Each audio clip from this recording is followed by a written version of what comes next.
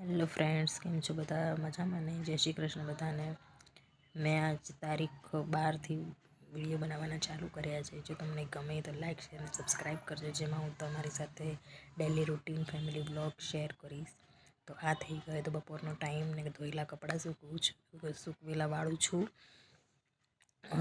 અને જો તમને મારા વિડીયો ગમે તો લાઇક શેર અને સબસ્ક્રાઈબ જરૂર કરજો. અને જો કોઈ એમાં ભૂલ હોય તો પણ મને કહેજો.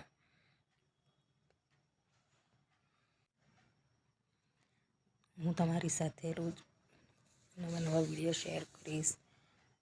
હું એક જોબ વર્કિંગ વુમન છું.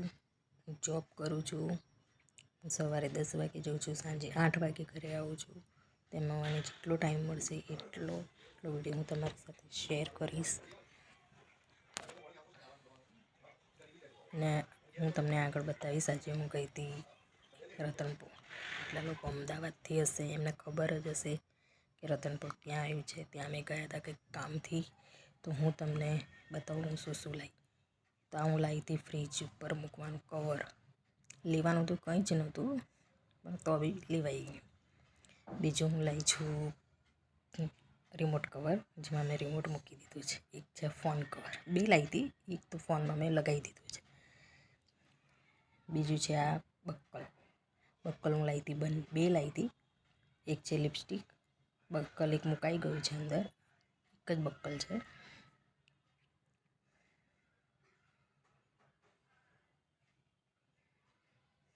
અને એક આ થેલી લાવી હતી, કેમ કે કશું લીધા વગર ગયા હતા તો થેલી લેવી જરૂરી હતી.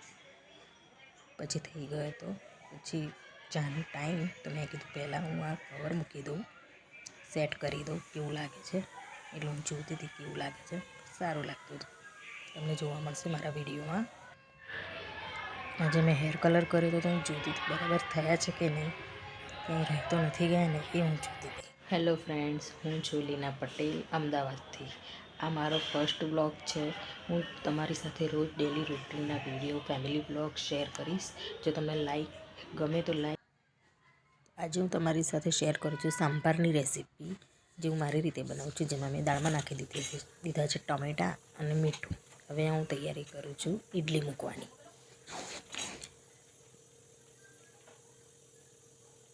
તમે કેવી રીતે બનાવો છો તે મારી જોડે જરૂરથી શેર કરજો.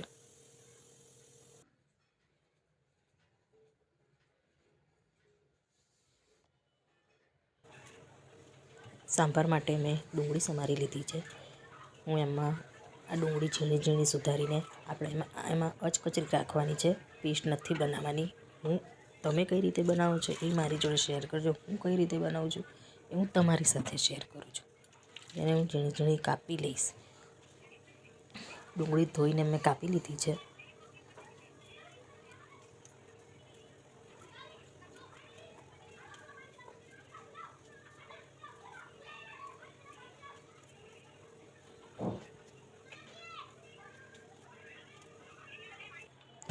દાળ આપણી બફાઈ ગઈ છે. હવે હું એમાં સમારેલી ડુંગળી નાખી દઈશ અને ગ્રાઇન્ડરથી ક્રશ કરી દઈશ. એમાં હું નાખીશ થોડો આદુનો ટુકડો. જો તમને ભાવતો હોય તો તમે નાખજો. હું નાખું છું. આમાં ડુંગળીની પેસ્ટ નથી કરવાની, એટલે હું એમાં ગ્રાઇન્ડર ફેરવું છું.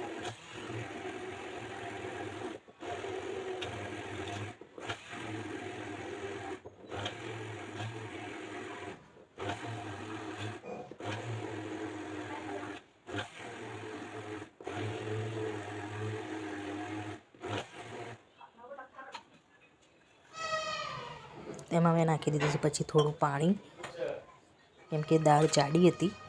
એમાં મેં નાખી દીધો છે મીઠો લીમડો. પછી એમાં મેં નાખી દીધું છે મીઠું. મીઠું નાખ્યા પછી નાખી દઈશું મસાલા, જેમાં મેં નાખ્યું છે પહેલાં લાલ મરચું પાવડર, હળદર પાવડર, ધાણા જીરું પાવડર. પછી હું નાખીશ એમાં સાંભાર મસાલો.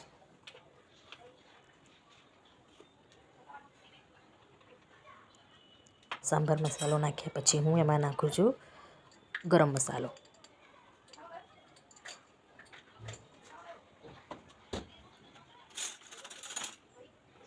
આ રીતે સંભાર સરસ બને છે, મારા ઘરનાને તો ભાવે છે. તમે કેવી રીતે બનાવો છો એ મારી જોડે શેર કરજો.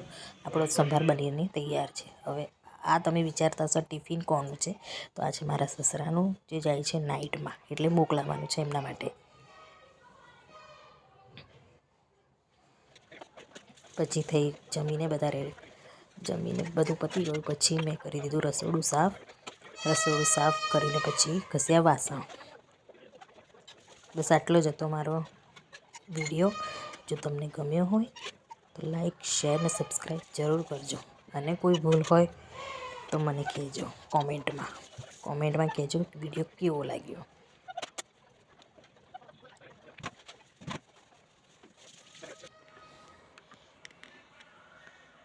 હવે આ થઈ ગઈ હતી કિચનની સાફ સફાઈ. તો મળીશું કાલે નવા વિડીયો સાથે. જય શ્રી કૃષ્ણ બધાને.